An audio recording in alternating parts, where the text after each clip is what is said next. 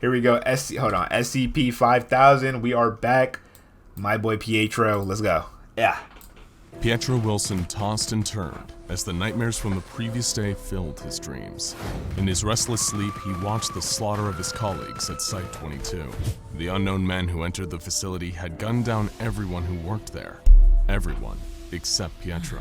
He remembered running deeper into the facility, only to be cornered in a windowless concrete room. There he had found SCP-5000, an exclusionary suit that allowed him to become undetectable to human senses. It was a step beyond invisibility. He successfully made it out of Site-22, but the eyes of the men he killed to get away haunted him. Pietro had never taken a wife before. The only solace was that it felt like the suit he was wearing had taken over, so his actions were not technically... I really like the way that they do a recap, bro, because I know a lot of people who wasn't here for the last stream or watching this live. I know. By the way, if you haven't watched this, and this is for the YouTube watchers, if you haven't watched my part 1 reaction, or if you don't want to watch my part 1 reaction, well, guess what? Go watch it anyways. It should be here or here, bro. I'm gonna put the video. I'm probably not, my lazy ass, but I have a part 1 reaction to this, so make sure you watch this before you watch this video. So let's go. His own. But he had to wonder, what would he have done without the suit? Would he still have killed another human to escape? After leaving the facility, Pietro had made his way to an SCP safe house. This was where he now lay. The slaughter of hundreds at Site-22 was bad, but what he found when he turned on the news at the safe house was worse. SCPs had been let loose around the world and were killing people by the millions. What was going on? Pietro was startled awake from a nightmare. He was hyperventilating, but his body almost immediately recovered and his breathing slowed. A heads-up display flashed on in front of his eyes. Pietro Wilson was still contained within SCP-5000. The suit would not let him go. He instinctively went to rub his eyes, but the metal hands of the suit just clanked against the helmet that covered his head. He wanted out of this suit. Pietro stood up and walked over to the television. He reached out to turn it on, but paused. He thought, do I really want to see how bad things have gotten since I fell asleep? But yes. No. Yes. What do you mean? As the TV came. What you mean? Yes, bro. What you mean? On, and he saw the first images. Hey, here, more info about Chaos Insurgency. They are actually called Serpent's Hand, and they are groups of human and anomalies from different universes. Okay, so that's good. That's Chaos Insurgency. I remember somebody commenting something about that, or saying something about that. What you came from the YouTube video, I appreciate that, bro. Because I remember somebody saying something about that, but I really don't like the Chaos Insurgency. Like, I don't know. Anyway, so that helps. That helps a lot. So that gives a lot of people information on what's going on and who are the people that attacked my boy Pietro in Site-22. The world looked as if it was ending, and it seemed like the SCP Foundation was responsible. How could this be? They were supposed to protect humanity, not destroy it. Pietro needed to uncover the truth behind what was happening. SCP-5000 had a log entry function that he could use to record everything he uncovered. Even if he didn't make it out of this alive, maybe one day someone would find the suit and be able to access what he had learned. The date of his first journal entry was February 1st, 2020. As Pietro watched the carnage unfold on TV, he began to put together the pieces of what he had witnessed himself. Okay, so wait. Because so do the dates correspond with like when this was made? So is this a newer SCP story? Or is that just totally random and they just throw it all over the place? That's what I'm gonna assume, but yeah. Special Ops Squad had executed everyone at Site-22 where he worked. He knew that the SCPs... Bro, why do they got them running like that, yo? Like, it look like they punch in the air on some Rocky Balboa, some Creed. Like, bro, just run, man. Damn. ...had been let loose. He knew the world was ending. But why? As Pietro pondered this, a newscaster appeared. What you have just witnessed are reports from around the world of monsters ravaging cities and towns. This all started with a mysterious message from an organization that calls itself the SCP Foundation. Their ruling body, named the O5 Council, released the following statement. For those who are not currently aware of our existence, we represent the organization known as the SCP Foundation. Our previous mission centered around the containment and study of anomalous objects, entities, and other... Is that my guy? Is that Tickle Monster?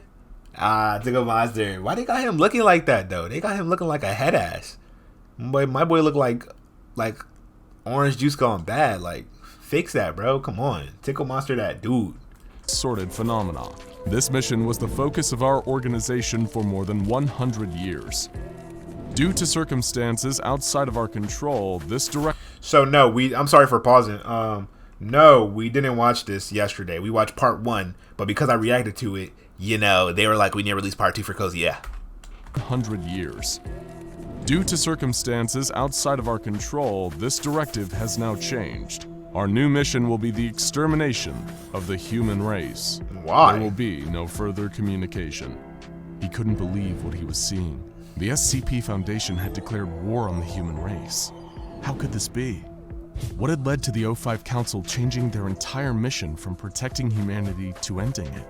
Could it be possible that a powerful SCP had taken control or influenced the Council's decision? The Scarlet Pietro King turned on the radio, flipped through TV channels, and scoured the internet for information on what had happened over the past 24 hours. The first image he saw was a human-like creature with arms and legs Shy Guy. twice as long as they should have been, with deep black eyes and a mouth curled up into a silent screen, showing teeth as sharp as... So wait, if he's in the suit, because if he sees Shy Guy on TV, that means Shy Guy's gonna try to kill him, right? Or is it because of the suit, Shy Guy's not gonna activate? Or maybe because so many people seen Shy Guy, he has like a queue list of people he gonna get to. It could be all of those, one of those things. But okay. Razor blades. From the files he could access, Pietro learned that this was SCP-096, a creature that was docile until someone saw its face, at which point the SCP would start to shriek and cry before hunting down whoever saw its face and slaughtering them. He quickly changed the channel. The file said that even if SCP-096 was seen on a screen, it would find the viewer and tear them limb from limb. Surely that couldn't be true. There were potentially millions of people who had just seen it on TV. What would happen to them? What would happen to him? On the next channel was footage of a gigantic animal in the middle of the ocean. This was SCP-169, Leviathan. a Leviathan from the Precambrian era. The creature was around 5,000 kilometers long and slowly swam just below the surface of the ocean. The feed suddenly changed to footage of devastating tsunamis and destruction caused by earthquakes. When SCP-169 had been awoken from its slumber by the Foundation detonating nukes on its back, it began trying to escape the danger. The movement of the massive creature caused natural disasters, destroying coastal communities around the world. On another channel, Pietro was watching as the Chancellor of Germany gave a speech, announcing that the country was declaring war on the SCP Foundation.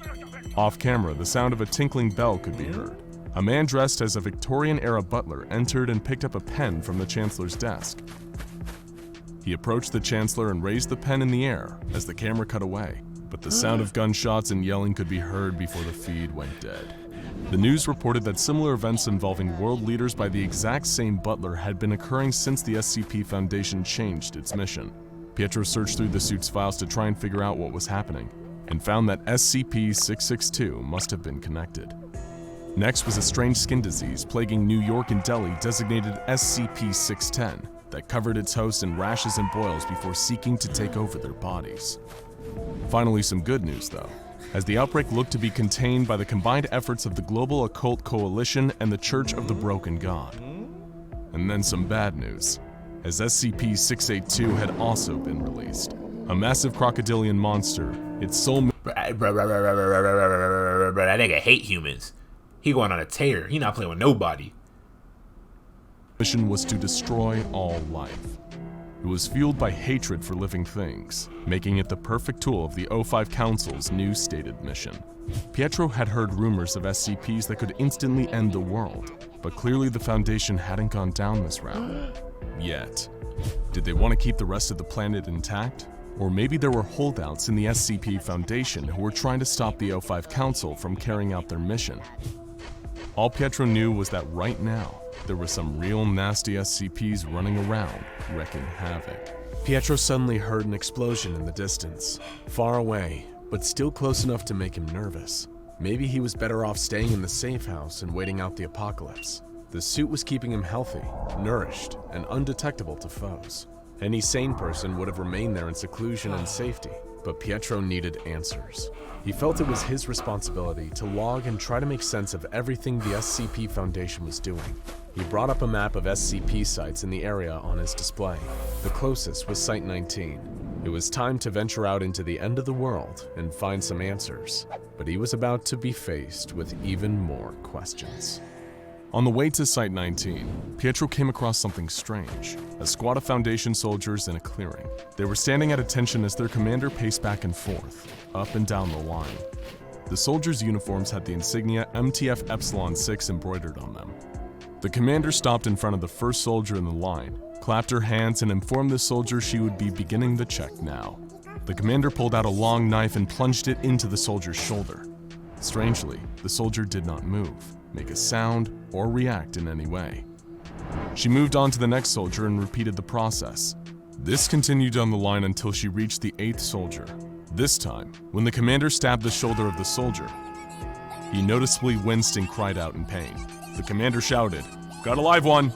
Pietro watched as the soldiers raised their guns and fired at the one who had cried out. He dropped to the ground. The commander moved on to the last soldier and put the knife in his shoulder. There was no reaction. "All right, we're clear," yelled the commander. "Let's move out."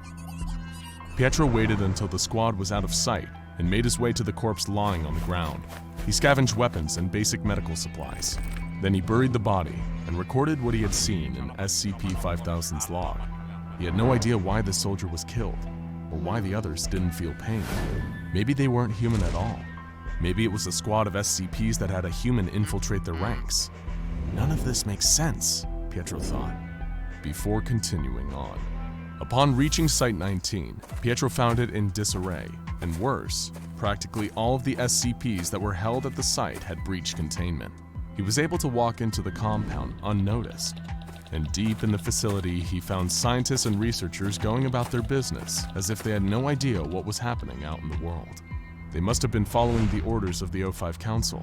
Pietro listened in on conversations about how to create the maximum number of human casualties, and which SCP should be released next. Oh, the old He felt a man! deep hatred for the people in the facility. How could they be so casual about wiping out humanity? As he observed more of the workers at Site 19, he noticed something strange. Everyone's eyes were cold and dead, like there was no humanity left in them, as if something had got to these scientists and removed the very souls from their bodies. Pietro stealthily stole a senior staff member's credentials and found an empty office where he could access logs from the facility to try to get a better idea of the timeline of events that led to the SCP Foundation's war on humanity. He logged into the mainframe and brought up the entries from the end of the previous year. He found that late in 2019, a project called Numa became of great interest to the O5 Council. From what Pietro could tell, the project had something to do with the collective human consciousness, also called the psychospace.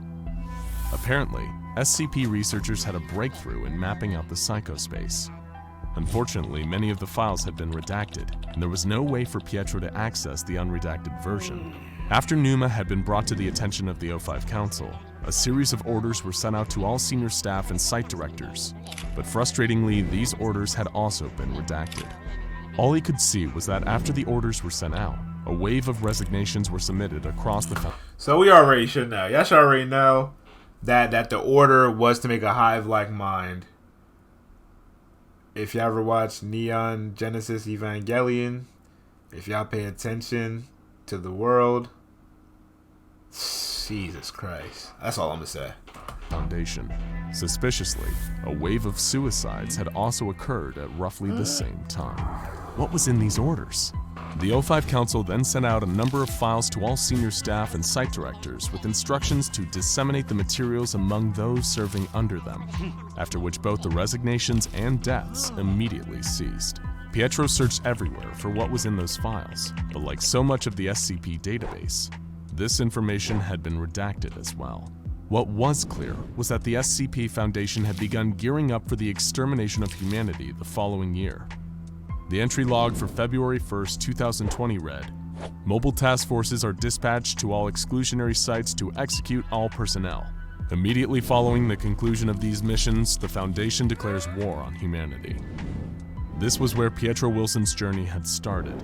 He slammed his hands down on the computer monitor in frustration. The suit absorbed all of the impact and crushed the monitor in half. Pietro moved to a new non-smash computer and logged in again.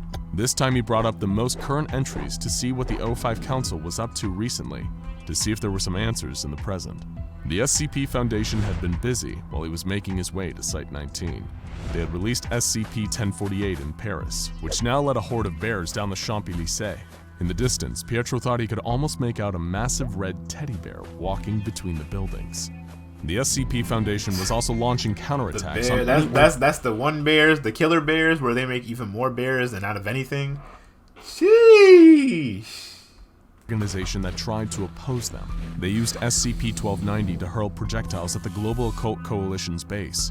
They were also using SCP-1440 to brainwash people and convince them that they needed to riot. This caused widespread destruction as people panicked and were trampled to death.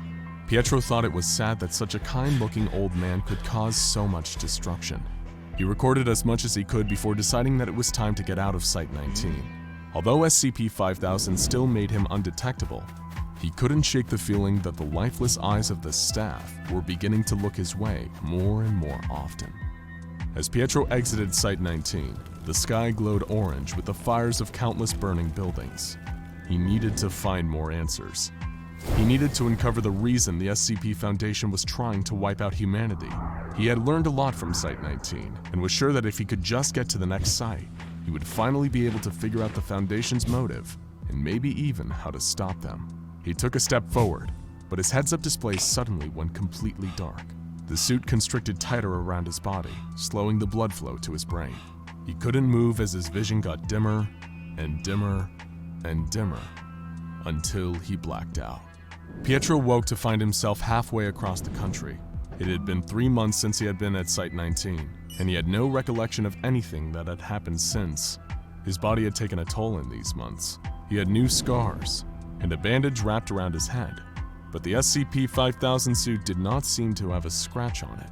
Strangest of all, though, was the briefcase that Pietro had in his hand, and the uncontrollable need to deliver it to the mysterious SCP-579.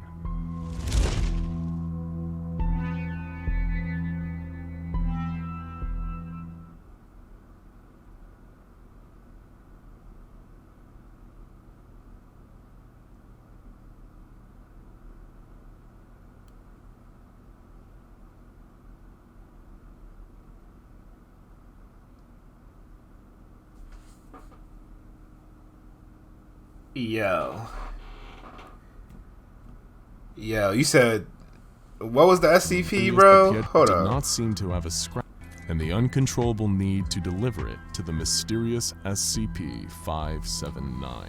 579.